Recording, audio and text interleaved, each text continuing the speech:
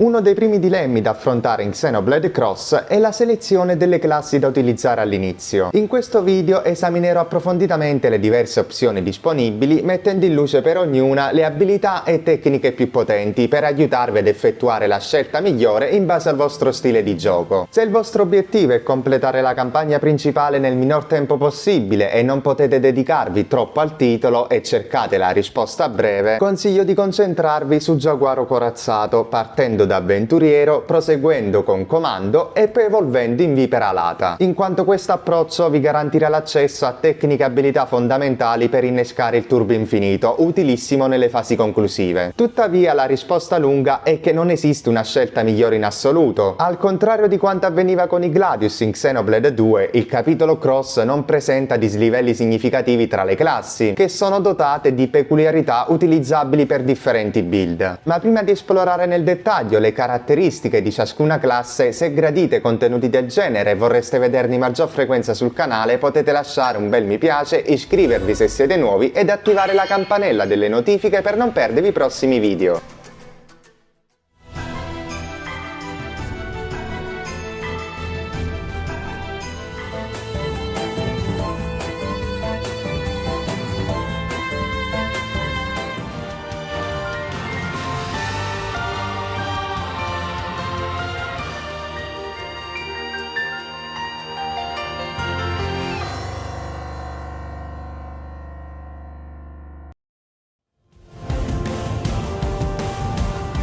Avventuriero è la classe con cui si partirà all'inizio del gioco ed utilizzerà come armi fucile d'assalto e pugnale, una combinazione che non sarà ripresa da nessun altro ruolo. Ma questo è solo uno dei tanti aspetti che rendono la classe differente da tutte le altre presenti nell'albero. Infatti, mentre quest'ultime offrono bonus nascosti alle statistiche, Avventuriero è l'unica a non concederne. Inoltre non si sbloccheranno nemmeno abilità aumentando di rango, ma allo stesso tempo è la classe che permette di equipaggiarne 5 il massimo possibile. Quindi il consiglio è quello di masterare le classi finali dell'albero, che è l'unico modo per padroneggiare le armi di un ramo e poterle utilizzare in altri ruoli, e poi ritornare ad Avventuriero in quanto consente di equipaggiare il maggior numero di abilità rispetto a tutte le altre classi.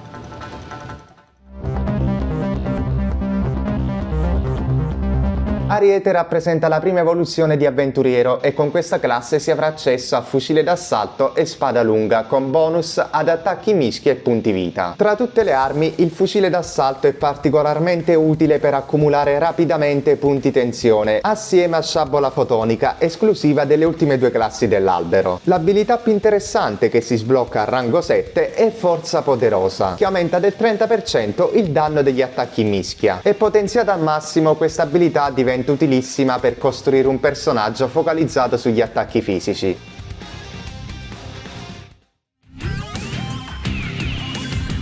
Artigliere Samurai è uno dei due bivi in cui è possibile procedere dalla classe Ariete ed è utile in quanto già a rango 1 è disponibile posizione d'attacco, un'aura che viene utilizzata nelle build più potenti per gli enormi vantaggi concessi. Accettando di subire un incremento dei danni subiti si aumenterà la precisione degli attacchi da mischia, ma soprattutto si intensificherà la potenza di tali tecniche fino al 200%. La particolarità è che a differenza di quasi tutti gli altri buff del gioco, il moltiplicatore sarà indipendente, influenzando quindi il danno totale. Un'altra utile skill che si sblocca a rango 10 è chiamata Spirito Yamato, che aumenta i punti tensione di 20 quando si usa una tecnica da mischia e del doppio se si ha un'aura attiva. Può sembrare poco, ma in realtà potenziata interamente aumenterà di ben 60 i punti tensione. Ma non è finita qui, perché in presenza di un'aura li aumenterà del doppio fino a 120. Quindi questa costituisce una delle abilità più utili per recuperare i punti tensione e aiuta tantissimo nella modalità turbo.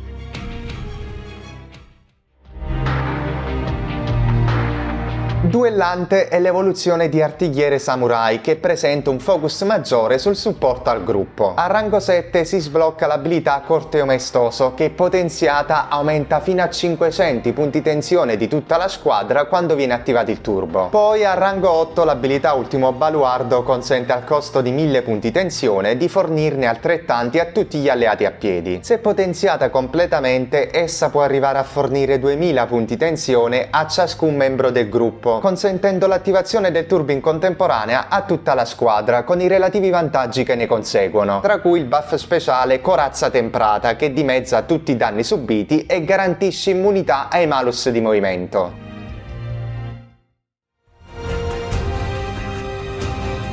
Un'altra evoluzione di Ariete è Soldato Corazzato, che utilizza mitragliatore Gatling e scudo e conferirà bonus migliori rispetto a quelli di Artigliere Samurai e Duellante, dato che aumenterà di molto i punti vita e l'attacco in mischia. Un'abilità utile di questa classe, ottenibile a rango 6, è Atterramento Prolungato, che aumenta il tempo di atterramento dei nemici fino a 5 secondi, utile soprattutto contro avversari resistenti agli attacchi fisici, dal momento che durante l'atterramento tutti i colpi andranno a buon fine ed i danni inflitti saranno maggiori.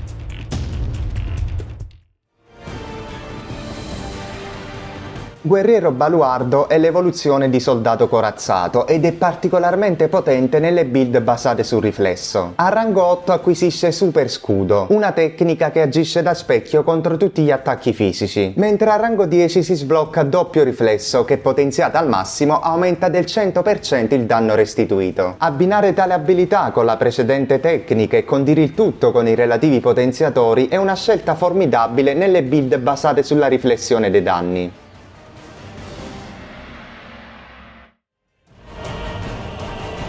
Dopo aver analizzato Ariete e le sue discendenze, la seconda classe iniziale da cui evolvere Avventuriero è Comando, che utilizza doppio mitra e doppia spada. Come i suoi successori Vipera Alata e Giaguaro Corazzato, conferisce bonus a illusione, precisione in mischia e a distanza. A rango 2 si sbloccano due tecniche molto forti per l'inizio del gioco. Spazzata, che al massimo del potenziamento raggiunge un moltiplicatore del 400% per i danni e se utilizzata in una combo a distanza farà un ulteriore 200% di danni aggiuntivi, e Catapulta Laterale, un attacco da 6 colpi che è un ottimo modo per aumentare i punti tensione. A rango 4 si ottiene l'abilità Raffica Devastante, che aumenta al massimo del potenziamento del 30% il danno a distanza, utile se avete build basate su tali tipi di attacchi, mentre a rango 7 si sblocca Mitraglia Combinata, che può aumentare fino al 125% il danno innescato nelle combo a distanza. Una delle abilità più utili di questa classe è Terzo Occhio a rango 8, che funziona come spirito Yamato di Artigliere Samurai ma applicato alle tecniche a distanza. Infatti incrementa i punti tensione di 20 che possono essere aumentati fino a 60 quando si usa una tecnica a distanza, numero che raddoppia se si ha una ora attiva.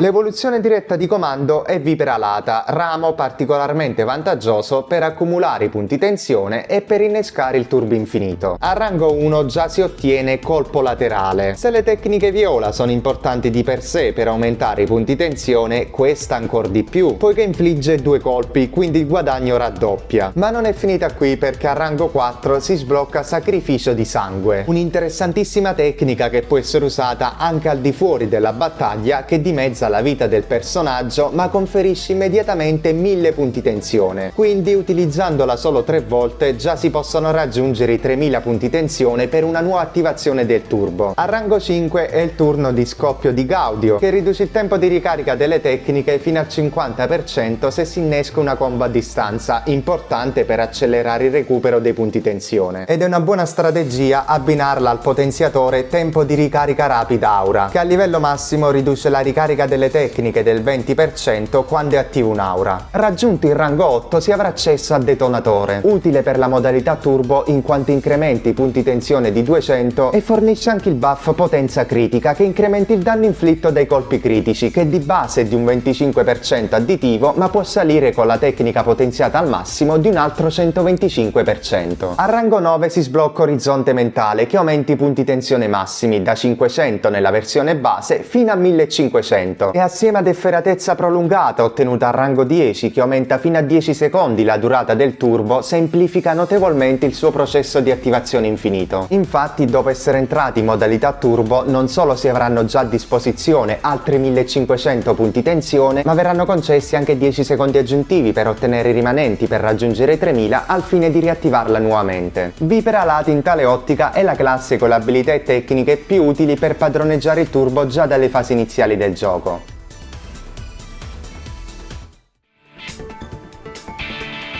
Giaguaro corazzato è l'evoluzione di Vipera alata e, come specificavo nell'intro, è la scelta migliore per chi può dedicare poco tempo al gioco e vuole accedere il più facilmente possibile al turbo infinito. Una delle sue abilità più rilevanti è Spettro Furtivo a rango 2, che concede un'abilità essenziale chiamata Esca. La tecnica di base concede all'inizio Esca di grado 1, che permette l'evasione di soli 2 attacchi, ma se potenziato al massimo, Spettro Furtivo darà accesso a Esca di grado 5, che conferisce evasione a ben 6 attacchi. A rango 4 si ottiene Carnefice, che è una tecnica a distanza da 12 colpi utilissima per il turbo, dato che con un solo utilizzo si aumenta il contatore di ben 12, mentre a rango 8 si sblocca 100 bossoli, una tecnica da mischia che nonostante sia da 14 colpi, quindi 2 in più rispetto a Carnefice, ed abbia a livello 5 un tempo di ricarica più corto di quasi 10 secondi, è meno conveniente da usare durante il turbo per via della sua animazione lunga più del doppio. Un'abilità molto importante per innescare il turbo infinito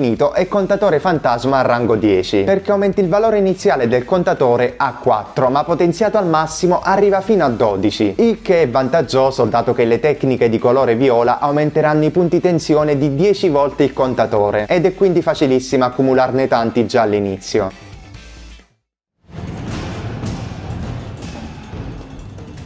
Un'altra evoluzione di comando è Aquila Guerriera, che assieme a Paladino Astrale utilizza fucile di precisione e giavellotto e conferisce bonus ad attacco e precisione a distanza. A rango 3 si sblocca Rajin, termine giapponese che indica il dio del tuono, ed è un'utilissima aura che non solo aumenta la probabilità di colpo critico, ma riflette anche gli attacchi elettrici. Se di base il danno riflesso non è tantissimo, se combinata con gli opportuni potenziatori, questa tecnica diventa estremamente interessante. Si può anche usare il potenziatore Rifletti Fisico, che permette, in concomitanza dell'utilizzo di un'aura riflesso, di contrattaccare tutti i colpi fisici. Tuttavia il potenziatore in questione non può essere creato, ma viene rilasciato solo da Daden, il Prom più forte del mondo, nella fortezza di Terrarida dopo aver completato il capitolo 12.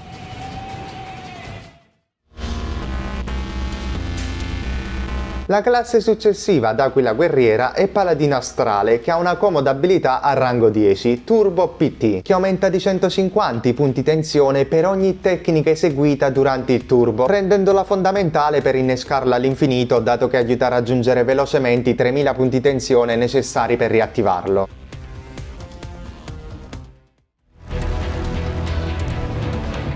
Sicario è la terza ed ultima classe derivante da Avventuriero e assieme alle sue discendenze dirette Psicocorruttore e Stratega Superiore si distingue per l'uso del cannone laser e del pugnale, conferendo bonus ad attacco a distanza e potenziale. A rango 2 si sblocca Ricerca Interiore, che aumenta il potenziale fino al 20%, parametro importantissimo perché aumenta i danni delle tecniche che utilizzano punti tensione e i punti vita recuperati da tecniche e urli del guerriero. Non a caso le build più potenti utilizzano per armi ed equipaggiamento potenziatori che aumentano il potenziale, che si cumulano perfettamente con questa abilità rendendola esplosiva.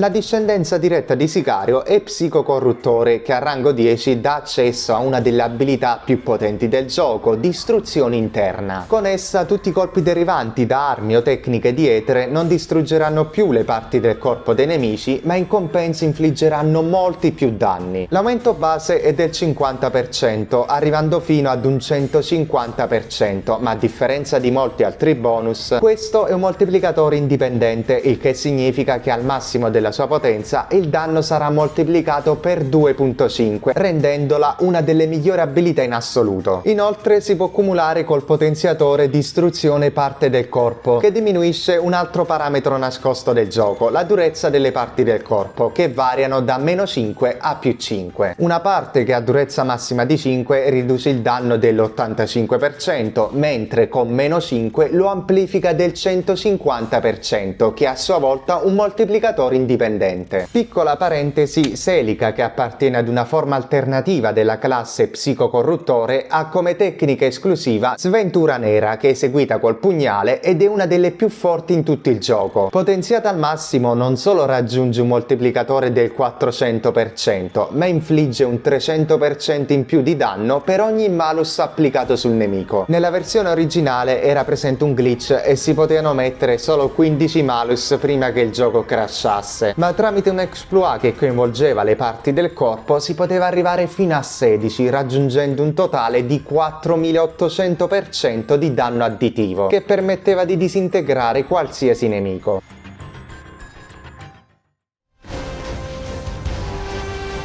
L'evoluzione di Psicocorruttore è stratega superiore. A rango 4 si avrà accesso a fonte energetica, una notevole tecnica di supporto, in quanto il personaggio selezionato guadagnerà 1000 punti tensione e riceverà al massimo il buff potenziale up di livello 5, che aumenta il rispettivo parametro dell'80% per 20 secondi. A rango 7 offre analisi tattica, che riduce la resistenza ai malus del nemico dal 12 al 24% una volta potenziato al massimo, utile per le build basate su tecniche che infliggono malus. Ma la vera bomba si trova a rango 10 con l'abilità acceleratore secondario, che riduce i relativi cooldown del 50%, che diventa devastante se combinata con i potenziatori secondo tempo di ricarica down, che al 20° livello diminuiscono il tempo di recupero di un altro 20%, velocizzando notevolmente la ricarica.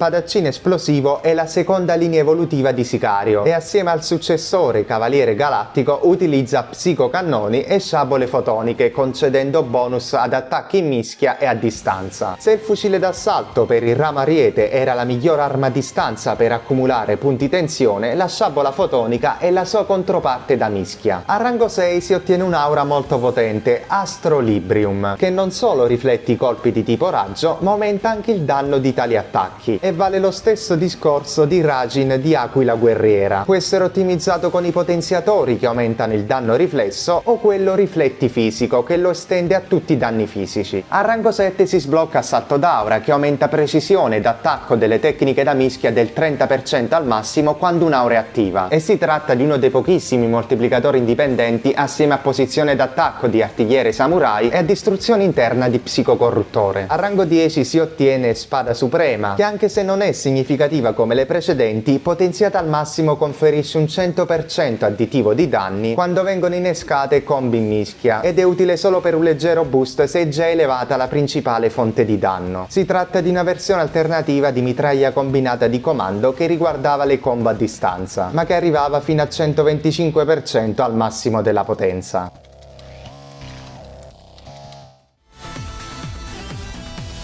Cavaliere Galattico è la classe successiva a Spadaccino Esplosivo e a rango 5 offre avanzamento rapido, che riduce del 50% il tempo di ricarica delle tecniche durante una combo in mischia. Questa abilità, già utile in condizioni normali, risulta cruciale per velocizzare il recupero delle tecniche durante la modalità turbo. E come scoppio di gaudio della classe Vipera Alata che riguardava le combo a distanza, anche questo si cumula bene col potenziatore tempo di ricarica rapida Aura, che ne velocizza ulteriormente il recupero.